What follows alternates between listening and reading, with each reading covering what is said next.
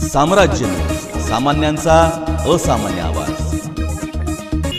सोलापूर शहरातल्या खास करून कचऱ्याचा आणि पाण्याचा आणि ड्रेनेजचा विषय शहरातले काही भाग अशा आहेत, खास करून स्लम एरिया जो आहे त्यामध्ये पाण्याचा आणि ड्रेनेजच्या व्यवस्थाचा खूप मोठी अडचण आहे, स्वच्छतेची अडचण आहे। त्या संदर्भात आज शहराच्या बऱ्याच ठिकाणी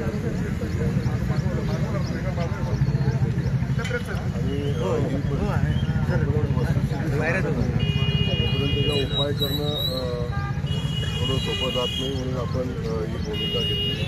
मला वाटते बऱ्याच ठिकाणी कचऱ्याचे खूप मोठे प्रॉब्लेम आहेत, ड्रेनेजचे प्रॉब्लेम आहेत, पाण्याचा पिण्याच्या पाण्याचे प्रॉब्लेम।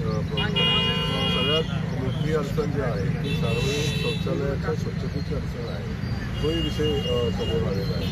आणि तातडीनं आत्ताच बैठक साधारण 8:30-9:00 मी आत्ताच बैठक घेतली आणि त्यामध्ये या सगळ्या उपाययोजना करण्यासंदर्भात काय करता येतं याची माहिती घेऊन आपण त्याच्यावर कायमस्वरूपी तोडगा काढण्यासाठी आपण काय निर्णय आज घेतो त्या अनुषंगाने आता बैठक आपण घेतो।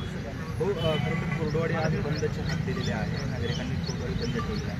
आता दुसरीकडे त्याच्यातला अहवाल समोर आलेला आहे, त्यामध्ये बेकायदेशीरच मुरुम झाला असं झालेलं आहे। काय नक्की अहवालाचं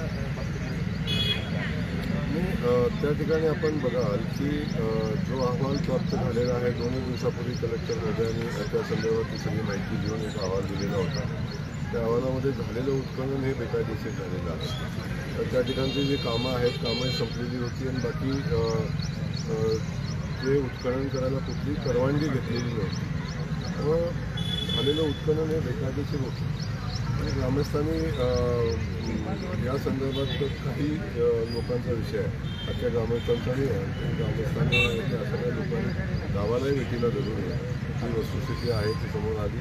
त्यातनं सगळ्यांनीच आता ग्रामस्थांनी काही गोष्टी समजून घेतल्या पाहिजेत आणि प्रशासनाने काही गोष्टी समजून घेतल्या पाहिजेत आणि समन्वयानं जाऊन पुढं काम केलं पाहिजे। त्यामुळे गाव बंद ठेवून प्रश्न सुटणारे नाही, त्या गोष्टी घडल्या या पुन्हा घडल्या नाही पाहिजेत। आणि तस्करीचा जो विषय आहे ते वाळू असेल आणि मुरुम असेल, अशा कुठल्याही पद्धतीनं कुणी कसलंही प्रेशर आणलं तरी याच्यावरती कारवाई थांबणार।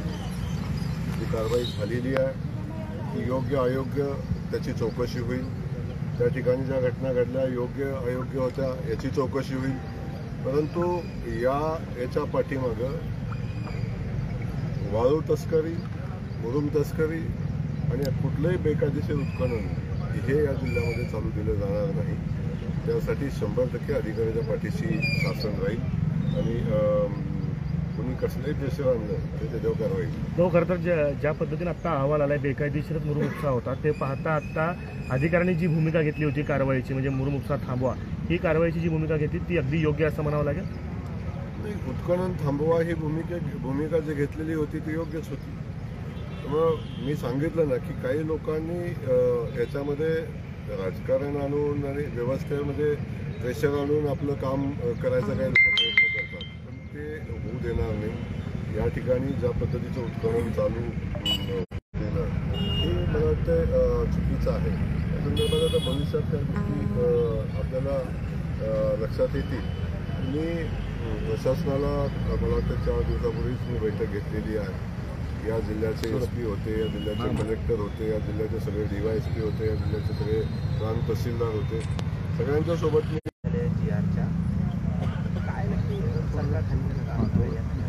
आपला देश लोकशाही प्रधान देश आहे, इथं न्यायव्यवस्था आहे, इथं शासन व्यवस्था आहे, त्यामुळे सगळ्या व्यवस्था आपापलं काम करत असतात। मग हे सगळं असताना शासन सगळ्याच समाजाला न्याय द्यायचा प्रयत्न करते, खास करून मराठा समाज बांधवांना न्याय द्यायचा प्रयत्न शासनानं केला। त्यासोबत OBCच्या हक्काचं रक्षण झालं पाहिजे ही भूमिका या निमित्तानं घेतली।